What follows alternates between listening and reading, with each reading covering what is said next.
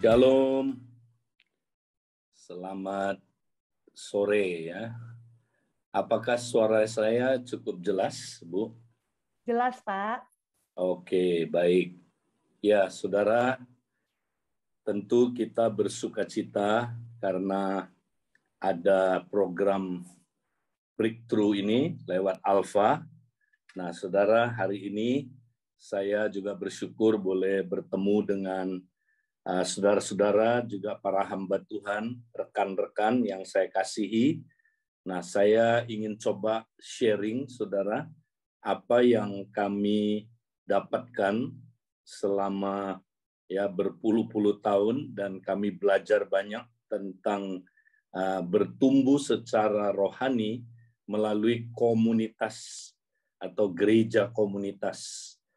Nah, saya mungkin terlibat dalam gereja sel namanya, mungkin sudah 40 tahun terlibat di dalamnya, dan saya ikut berbagai jenis pola dan sistem yang ada, ya, mulai dari zamannya Bapak Yonggi Cho, kemudian saya juga ikut terlibat dalam perkantas, ya, kemudian juga mengikuti, mempelajari saudara pola-pola dari saudara, ya, dari kampus Crusade, kemudian juga belajar dari G12, belajar dari banyak sekali pola-pola gereja sel yang saudara kami coba terapkan. Nah, apa yang saya bagikan ini adalah mungkin dari hasil kompilasi banyak sekali yang kami pelajari, saudara, dan akhirnya ini yang kami dapatkan. Terakhir kami praktekkan, saudara, karena kami sendiri terus berkembang dan bertumbuh, khususnya, saudara, di dalam masa pandemi COVID-19 ini, mungkin paling banyak Tuhan membukakan kunci-kunci ataupun, saudara, hal-hal prinsip-prinsip yang sangat penting. Nah, mungkin ini yang nanti saya mau bagikan. Nah, saudara, kalau kita perhatikan apa yang terjadi hari-hari ini, saudara, saya percaya Tuhan sedang menggoncang gerejanya, ya, termasuk kita semua, untuk kita supaya bisa kembali memperhatikan esensi yang telah hilang. Saya percaya ada esensi yang hilang dalam diri kita, saudara, yang Tuhan mau kembalikan kepada kita. Nah, esensi tersebut adalah, saya percaya, adalah gaya hidup tubuh Kristus. Ya, kita seringkali kita percaya tubuh Kristus, saudara, tapi kita tidak bergaya hidup tubuh Kristus. Nah, Tuhan mau kembalikan kita ke tempat ini, saudara. Nah, kalau kita pelajari di dalam Kisah Rasul, sebenarnya tema Kisah Rasul itu adalah tentang Roh Kudus dan tubuh Kristus, saudara. Ya, kalau kita buka Kisah Rasul pasal 1 ayat 1 sampai ayat 2, ya, dikatakan, "Hai Theophilus, dalam bukuku yang pertama, aku menulis tentang segala sesuatu yang dikerjakan dan diajarkan Yesus sampai pada hari ia terangkat." Nah, jadi Lukas berkata, "Theophilus, dalam bukuku yang pertama," maksudnya Injil Lukas, "aku menulis tentang segala sesuatu yang dikerjakan dan diajarkan Yesus." Nah, dalam bahasa Indonesia ada satu kata yang kurang eksplisit disampaikan di sini. Tapi dalam bahasa Inggris, New King James, jelas sekali, "The former account I made, O Theophilus, of all that Jesus began both to do and teach." Ada kata began, saudara. Berarti yang Lukas maksud adalah bahwa Injil Lukas itu adalah apa yang mulai Yesus lakukan dan kerjakan. Berarti, ya, kitab Lukas, Kisah Rasul adalah, saudaraku, kitab di mana kelanjutannya apa yang Yesus lakukan dan ajarkan. Berarti, saudara, ya, sebenarnya kitab Lukas dan, saudara, kitab Kisah Rasul adalah dua jilid cerita tentang Tuhan Yesus, apa yang dia lakukan dan apa yang dia ajarkan. Nah, jilid pertama Lukas yaitu tentang Yesus pribadi sebelum dia bangkit, saudara. Tetapi Injil Lukas, tetapi Kisah Rasul adalah apa yang Yesus lanjutkan, kerjakan dan ajarkan, yaitu Kristus korporat setelah dia bangkit, saudara. Jadi sebenarnya Kisah Rasul itu adalah cerita tentang turunnya Roh Kudus, saudara, membaptis orang-orang percaya menjadi satu tubuh. Kemudian saudaraku, Kristus korporat ini, tubuh Kristus ini bergerak melakukan pelayanan. Nah, jadi saudara, kalau begitu saudara, Kisah Rasul itu, gereja mula-mula itu adalah gereja yang menghidupi gaya hidup tubuh Kristus. Gaya hidup tubuh Kristus. Makanya kalau kita lihat saudara, hari Pentakosta dimulai dengan turunnya Roh Kudus. Saudara, membentuk tubuh Kristus. Kalau Injil Lukas pasal 1, saudara, turunnya Roh Kudus membentuk tubuh Kristus pribadi di kandungannya Maria, saudara. Tapi di dalam Kisah Rasul, maka Roh Kudus turun membentuk tubuh Kristus secara korporat, yaitu kita, saudaraku, tubuh Kristus. Nah, saudara, makanya hari Pentakosta itu adalah hari di mana Roh Kudus turun dan kita dibaptis ke dalam tubuh Kristus. Ini di dalam saudara 1 Korintus 12 ayat 12 sampai 13, karena sama seperti tubuh itu satu dan anggota-anggotanya banyak, dan segala anggota itu sekalipun banyak merupakan satu tubuh, demikian pula Kristus. Sebab dalam satu roh kita semua, baik orang Yahudi maupun orang Yunani, baik budak maupun merdeka, telah dibaptis menjadi satu tubuh, dan kita semua diberi minum dari satu roh. Nah, saudara, Pentakosta adalah kegenapan dari di mana kalau kita tahu orang Yahudi merayakan Pentakosta dengan membawa 2 buah roti. Roti ini seperti gambar ini adalah roti yang dipersembahkan kepada imam, dan imam menyatukannya, saudara, kemudian menggerak-gerakkannya, menggoyang-goyangnya, dan memberikan kepada Tuhan sebagai korban unjukan.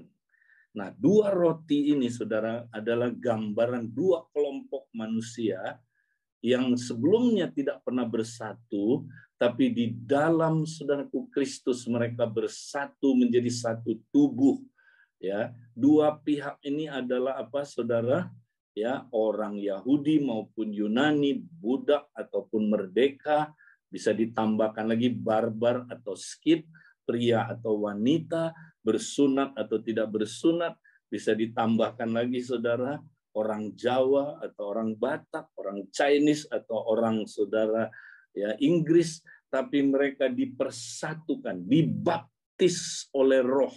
Jadi tugas Roh Kudus adalah membaptis kita menjadi satu tubuh, sehingga kita, saudaraku, hidup di dalam tubuh Kristus.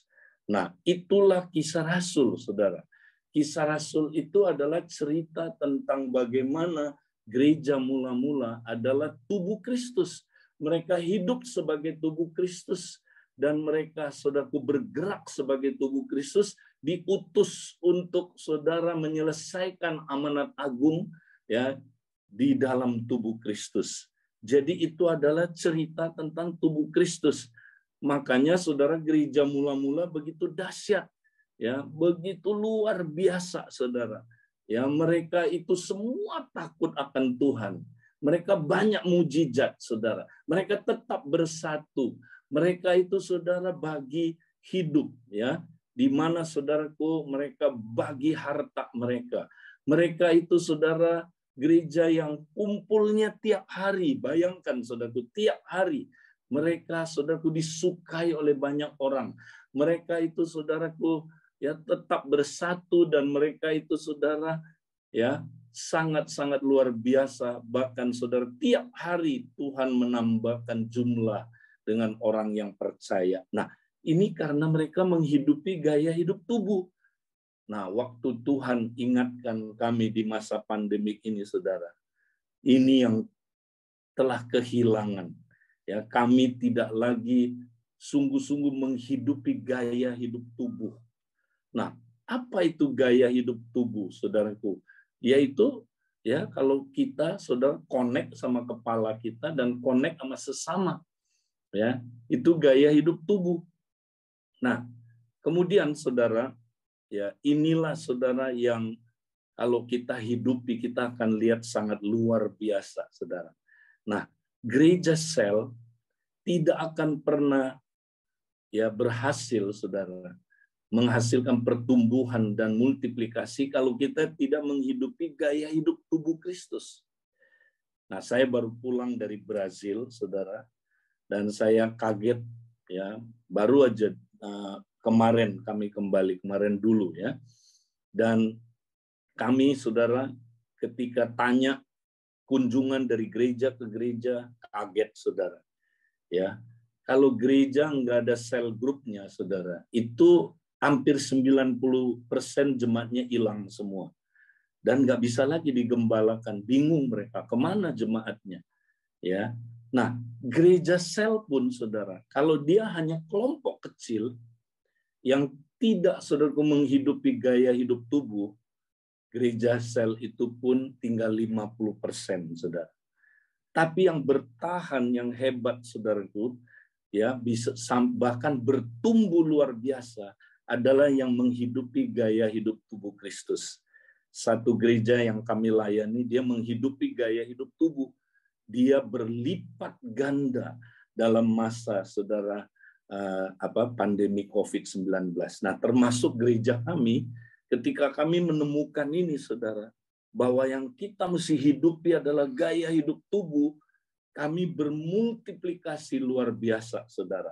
Selama pandemi ini, saudara, dahsyat sekali, terjadi pertumbuhan yang belum pernah kami lihat sebelumnya.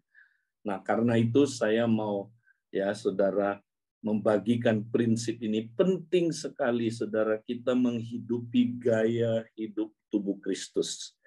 Nah, sekarang kita akan lihat bagaimana kita menghidupi gaya hidup tubuh Kristus. Nah, kita contoh Tuhan Yesus, saudara. Ya, Tuhan Yesus mempersiapkan gerejanya, saudara. Ternyata, ya saudara, dia memulainya ya bukan dengan 12 orang. Saya dulu berpikir, saudara, Tuhan Yesus memulai gerejanya dengan kelompok 12 orang. Kemudian dia mulai. Betul, ada kelompok 12 orang itu. Tapi itu setelah kira-kira hampir 2 tahun baru ada kelompok 12 orang. Ya, ternyata Yesus memulai gerejanya bukan langsung 12 orang, saudara. Berapa orang? Coba saudara pikirkan, saudara. Ya, mari kita lihat Yohanes 1, 37 sampai 38. Nah, kalau saudara pelajari kronologi perjanjian baru atau khususnya ya saudara Kisah Rasul, Injil dan Kisah Rasul, saudara akan temukan, saudara, ternyata Yesus memulai gerejanya dari 2 orang, saudara. Nah, mari kita lihat ayat ini. Yohanes 1. Kedua murid itu mendengar apa yang dikatakannya itu, lalu mereka pergi mengikut Yesus. Tetapi Yesus menoleh ke belakang, ia melihat bahwa mereka mengikut dia, lalu berkata kepada mereka, apakah yang kamu cari? Kata mereka kepadanya, Rabi, artinya guru, di manakah engkau tinggal? Nah, perhatikan saudara, ternyata 2 murid ini itu adalah muridnya Yohanes Pembaptis. Siapakah mereka, saudara? Ini adalah Yohanes dan Andreas. Ya, mereka muridnya Yohanes Pembaptis, dan Yohanes Pembaptis adalah seorang rabi, dan rabi selalu melakukan pemuritan dengan kelompok 2-3 orang.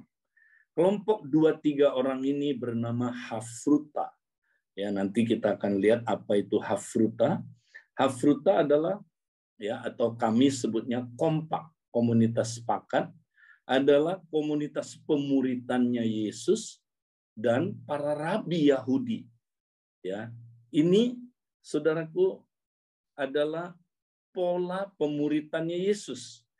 Jadi Yesus membuat murid lewat kelompok 2-3 orang, namanya hafruta.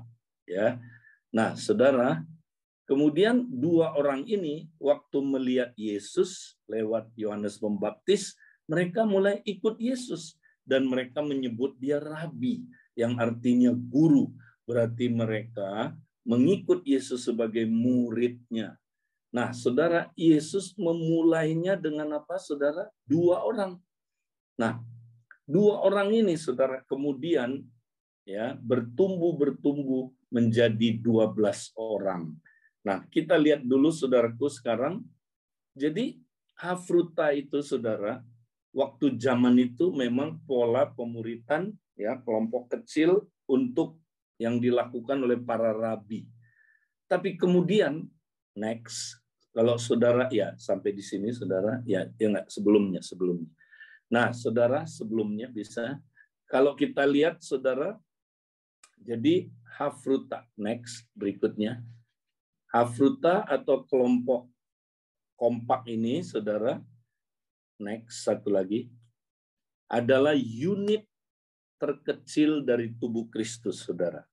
Ya, jadi kalau kita lihat setelah Yesus bangkit, saudara, kemudian ya kelompok 2-3 orang ini, saudara, adalah unit terkecil dari tubuh Kristus.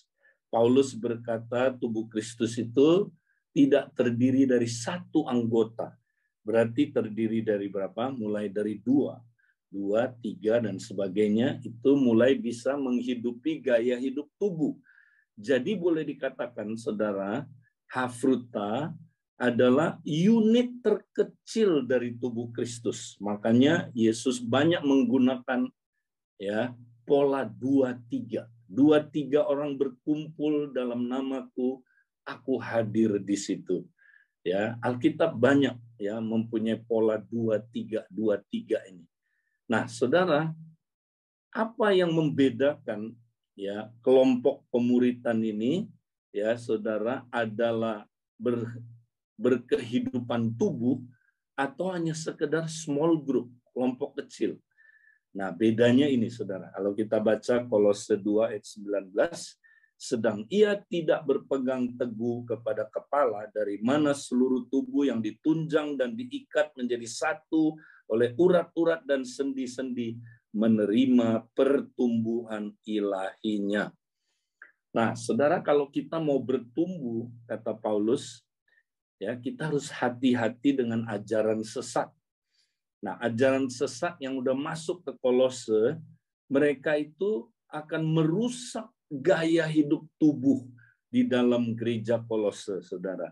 Ya, karena itu Paulus memperingati, hati-hati. Ya, kalau ajaran sesat itu dia tidak berpegang kepada kepala, ya. Berarti saudara, gaya hidup tubuh itu pertama harus berpegang teguh kepada kepala.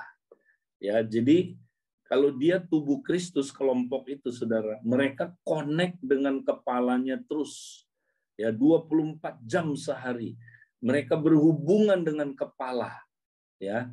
Kalau small group tidak ada kepalanya, saudara. Mereka hanya ya, saudara, yang mempersatukan mereka program, yang mempersatukan mereka acara, yang mempersatukan mereka, saudara, adalah apa, saudara? Hanya sekedar ya materi, saudara.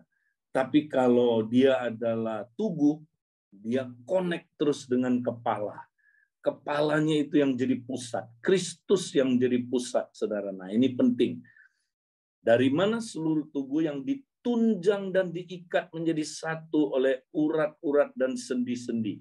Yang kedua, ya mereka ya ditunjang dan diikat menjadi satu oleh urat-urat dan sendi-sendi.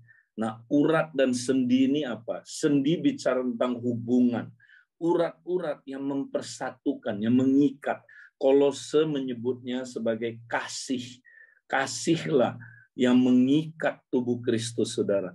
Maka kalau dia adalah kelompok kecil yang bersifat tubuh, dia punya hubungan senantiasa, hubungan kasih. Ya, hubungan saudaraku kasih Allah. Ya, nah ini penting, saudara. Jadi kalau kita tidak punya dua unsur ini, connect terus dengan kepala dan connect satu dengan yang lain lewat hubungan kasih, kita bukan tubuh. Nah, kalau kita bukan tubuh, nggak akan menerima pertumbuhan ilahinya. Ya, jadi kelompok kecil, saudara, itu nggak bisa bertumbuh. Dia mungkin semangat bentar, nanti habis itu, saudara, lama-lama dia saudaraku, dia akan bubar. Ya, atau dia lama-lama, saudaraku, jadi kelompok yang nggak ada pertumbuhan lagi, hanya kumpul-kumpul, bosan, lama-lama, saudaraku, bubar. Ya, nah itulah yang terjadi pada gereja-gereja yang praktek kelompok kecil, tapi kelompok kecilnya bukan tubuh. Nah, ini bahayanya, saudara. Ya, nah karena itu kita mesti periksa apakah kelompok kecil kita itu bergaya hidup tubuh atau tidak. Kalau tidak, dia pasti MPP, mati pelan-pelan. Ya, Billy Graham pernah bilang begini, saudara. Kalau Roh Kudus tanda kutip diangkat dari dunia ini, 95% pekerjaan Tuhan masih berjalan sebagaimana sedia kalanya. Ya, artinya hanya 5% yang bergantung kepada kepalanya, bergantung kepada Kristus, bergantung kepada Roh Kudus. Ya, nah, saudara, jadi kita mesti periksa, jangan menganggap gini, oh kelompok kecil saya baik kok, masih ada sampai hari ini. Tapi pertanyaannya, saudara, itu ada kehidupan nggak di dalamnya? Apakah betul ada pertumbuhan menuju kedewasaan? Kalau tidak, berarti itu hanya small group, itu bukan tubuh. Nah ini penting, saudara. Kita nggak akan seperti gereja mula-mula kalau kita hanya sekedar program, sekedar acara, sekedar small group. Ya, harus tubuh Kristus, ini yang paling penting. Nah, kita kembali ke tadi, saudara. Next. Jadi, kenapa Yesus menggunakan kelompok 2-3 orang ini? Ya, karena 2-3 orang ini, saudara, adalah sistem pemuritan para rabi, yang disebut hafruta. Bahasa Aramnya hafruta. Ya, kalau orang Yahudi nyebutnya hafruta. Ya. Nah, ini kami sebutnya kompak, atau dalam bahasa Inggrisnya kami sebut microcell. Ya. Nah, hafruta itu artinya pertemanan. Nanti saudara bisa baca dalam sejarahnya, itu artinya pertemanan, atau persahabatan, atau persekutuan. Nah, orang Yahudi sejak di zaman pembuangan Babilonia, saudara, mereka nggak boleh lagi belajar di umum, mereka lagi dianiaya. Nah, Tuhan memberikan hikmat kepada mereka untuk melakukan pemuritan dalam kelompok kecil, saudara. Waktu itu 2-4 orang. Nah, makanya, saudara, kita lihat waktu itu, saudara, Daniel mempraktekkannya, saudara. Daniel punya teman Sadrah, Mesah, Abednego. Luar biasa mereka ini, saudara. Dan mereka anak muda yang radikal. Makanya sebelum Daniel mau menafsir mimpi, dia datang dulu dengan hafrutanya, berdoa bersama-sama. Baru dia mendapatkan, saudaraku, hikmat untuk menafsir mimpi yang sangat sulit itu. Waktu mereka 3 temannya dibuang ke dapur api, mereka bisa bertahan karena mereka punya hafruta, persahabatan yang sangat erat, saudara. Jadi dimulainya dari pembuangan Babilonia. Kalau dibaca dalam Talmud Babilonia, saudara, itu sangat jelas pemuritan orang Yahudi adalah lewat kelompok hafruta ini, persahabatan. Tahun 20 Masehi ini paling top zamannya Tuhan Yesus, paling populer hafruta ini. Makanya Paulus pasti mengenal sekali Hafruta karena guru dia, ya saudaraku, adalah siapa? Gamaliel, menggunakan sistem Hafruta. Bahkan sampai sekarang. Nah ini saudara, lihat gambarnya saudara. Orang Yahudi selalu kalau belajar Alkitab harus 2-3 orang. Ya, perhatikan, pria 3 orang, wanita muda 3 orang, di bawah 2 orang, ya 2 orang. Nah, itu rabinya, dia sebagai fasilitator. Ya, orang Yahudi punya perkataan begini saudara, dari sejak zaman dulu. Orang yang duduk sendiri, belajar Alkitab sendiri akan goblok, saudaraku, bodoh, ya, akan jadi bodoh. Jangan pernah belajar Alkitab sendiri. Ya, itu prinsip mereka, saudara. Nah, jadi saudara, Hafruta itu polanya Tuhan Yesus. Murid-murid Tuhan Yesus semua hidup di dalam Hafruta. Nah, sekarang kita lihat bagaimana Yesus mengembangkan jemaatnya, saudara. Kita lihat. Nah, ini hanya sekilas. Saya tidak punya waktu jelaskan komplit. Next, silakan. Jadi proses perintisan gereja komunitas yang Yesus lakukan. Nah, kita lihat saudara. Ini menurut ya kronologi Alkitab Perjanjian Baru. Nah, ternyata Tuhan tidak langsung mulai dengan 12 murid-murid. Kenapa? Itu kira-kira hampir 2 tahun kemudian baru dia punya 12 murid. Nah, Yesus mulai dengan satu kompak, satu Hafruta. Siapa itu? Yohanes dan Andreas. Kemudian mereka berdua setelah ketemu Yesus, mereka bersaksi kepada siapa? Simon. Simon bergabung, semangat sekali Simon. Sekarang mereka bertiga. Nah, bertiga ini ikut Yesus di tengah jalan. Yesus ya bawa siapa? Filipus masuk ke dalam kelompok ini. Jadi berempat sekarang mereka, 2 Hafruta. Ya, kemudian mereka saudara ya memenangkan lagi siapa sih? Yaitu Nathanael, saudara. Berarti jadi 5. Nah, ada satu lagi saudaraku ya yang tidak disebut di sini, tapi disebut di Matius pasal 4 ya. Disebut sebagai murid Yesus yang mula-mula. Siapa itu saudara? Yakobus. Nah, 6 orang ini saudara, 3 Hafruta, itulah ya saudaraku murid Yesus yang mula-mula. Nah, 3 Hafruta inilah ya menjadi dasar dimulainya ya komselnya Yesus. Jadi Yesus tidak langsung punya 12 murid. 3 dulu saudara. Nah, 3 ini ya berasal dari 1. Jadi 1 multi jadi 3, kemudian 3 dimulai menjadi 1 ya komsel, ya 1 komunitas. Nah, saudara, kemudian saudara, komsel ini bertumbuh jadi 12, yang paling kanan ya atas. Nah, setelah Yesus punya 12, artinya 6 Hafruta, barulah dia utus Hafruta itu saudara untuk apa? Diutus untuk bermultiplikasi dan menghasilkan masing-masing 12 murid lagi, saudara. Nah, kalau 6 Hafruta, saudara, diutus menghasilkan, saudaraku, masing-masing 12 orang, berarti berapa? Next, kita lihat, saudara. Ya, berikutnya. Ya, maka 12 orang ini, next, kalau kita lihat diutus ya, berarti berapa Hafruta? 6 Hafruta, ya. Kemudian saudara dikali 12, dia jadi berapa saudara? Ya, dia jadi 72. Ya, itulah 70 murid saudara. Gereja Ortodoks mengkonfirm ini bahwa 70 murid sebenarnya adalah murid-muridnya 12 murid saudara. Itu gereja Ortodoks yang mencatat itu di dalam catatan sejarah, saudara. Jadi itu bukan muridnya Yesus langsung, tapi 12 murid pergi diutus berdua-berdua, masing-masing menghasilkan 12 orang, makanya dapat 72, saudara.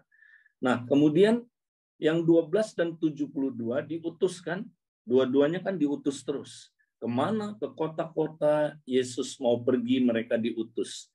Nah, berapa hasilnya, saudara? Berarti 6 hafruta ditambah, ya saudara, 36 hafruta, itu sama dengan 42 hafruta. Ya, kemudian kalau masing-masing menghasilkan 12, saudara, maka hasilnya adalah 504 orang. Nah, ini saudaraku adalah 500 orang yang melihat Yesus sesudah dia bangkit. 1 Korintus pasal yang ke-15, saudara. Ya. Nah, kemudian inilah orang yang hadir di hari Pentakosta, termasuk ini sudah termasuk 120 murid. Ya, karena semua orang murid-murid waktu itu hadir di situ, saudara. Ya, dan orang Yahudi mesti merayakan Pentakosta. Jadi bukan hanya 120 yang hadir, ditambah yang lain yang jumlahnya adalah 504. Itu hadir di hari Pentakosta, dipenuhi dengan Roh Kudus. Nah, apa yang terjadi, saudara? Maka mereka taat sama pengajaran rasul-rasul, ya, diutus berdua-berdua, karena pengajaran rasul salah satunya adalah diutus menjadi penjala manusia berdua-berdua.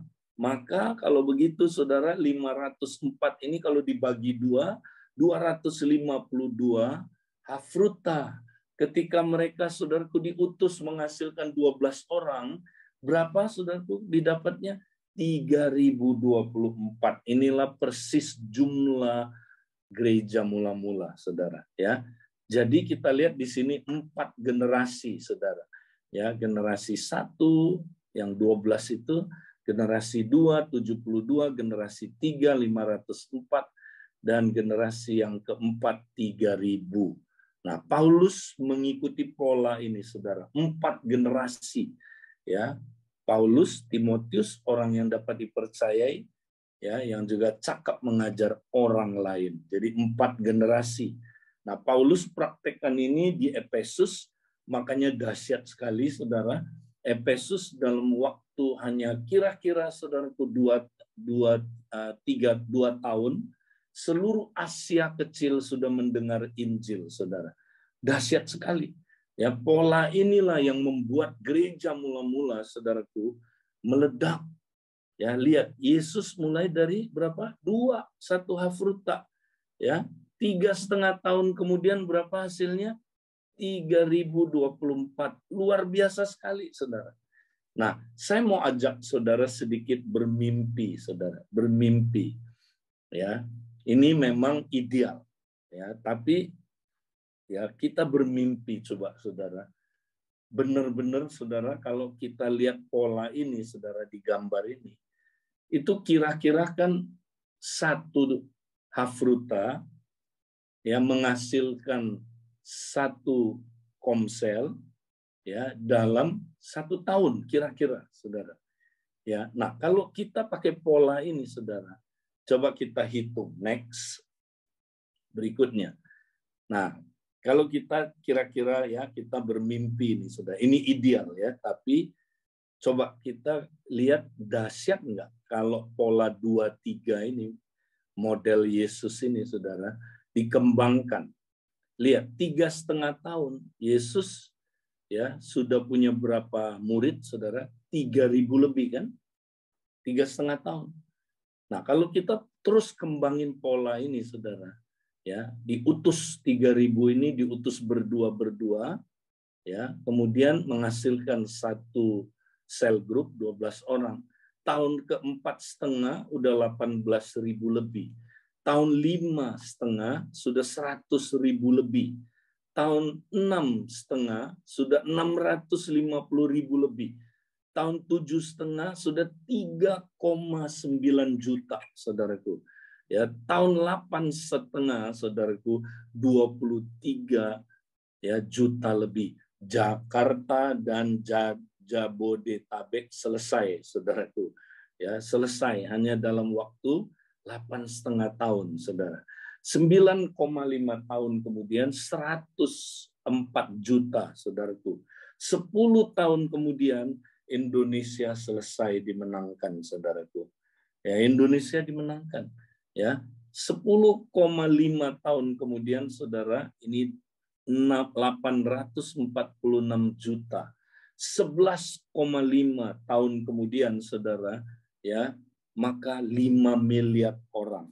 5 miliar orang, saudara. Selesai, dunia selesai 11,5 tahun. Ya, saudara. Nah, ini hitungan tentunya ideal, ya. Nah, ini teori, ya.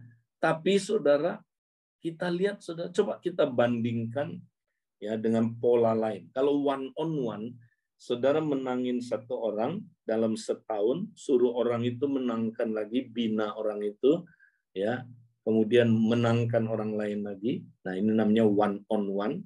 Itu dunia selesai 32 tahun, saudara. Ya, tapi kalau pola ini 11,5 tahun selesai. Ya, saudara. Tapi kalau pola massal, penginjilan massal, satu orang misalnya bisa memenangkan 1.000 orang dalam sehari, ya. Tahukah saudara, untuk selesai ya 5 miliar manusia berapa tahun dibutuhkan? Lebih dari 10.000 tahun. Ini mustahil, ya. Makanya mustahil, saudaraku, penginjilan massal. Ya, one on one lumayan, saudara, 32 tahun. Ya, tapi pola Yesus ini, saudara, 11,5 tahun sudah selesai. Makanya gereja mula-mula, saudara, itu cuma dalam waktu, ya, saudara, mungkin kurang dari 10 tahun, saudara, mereka udah selesai. Ya, dunia yang mereka kenal waktu itu, ujung bumi yang mereka kenal, udah selesai, beres. Ya, saudara, sampai ke Roma udah, ya. Dan Eropa masuk sebagian, ya, saudaraku, luar biasa. Nah, saudara, itu sebabnya kami punya visi next, ini yang terakhir. Nah, visi ini adalah 111. Satu Hafruta atau satu kompak merintis satu komsel dalam 1 tahun. Ya, ini mustahil nggak? Enggak, saudara. Ya, ini sulit nggak? Ya, bisa sulit mengandalkan Roh Kudus. Tapi tidak sulit kalau kita mengandalkan Roh Kudus. Ya, bisa. Nah, saudara, jadi itu yang saya mau sampaikan. Nah, yang paling penting, saudara, ajar hari ini adalah bahwa kita bisa mengalami pertumbuhan rohani kalau kita hidup tubuh Kristus. Nah, itu yang paling penting. Gereja adalah komunitas tubuh Kristus. Ya, gereja dilahirkan sebagai komunitas tubuh Kristus. Tapi kemudian, ya, sampai di Roma dia menjadi institusi, sampai di Eropa dia menjadi tradisi, dan sampai di Amerika dia menjadi apa, saudara, korporasi. Dia menjadi apa, saudara, perusahaan, bisnis. Ya, nah maka gereja mesti kembali lagi kepada komunitas tubuh Kristus.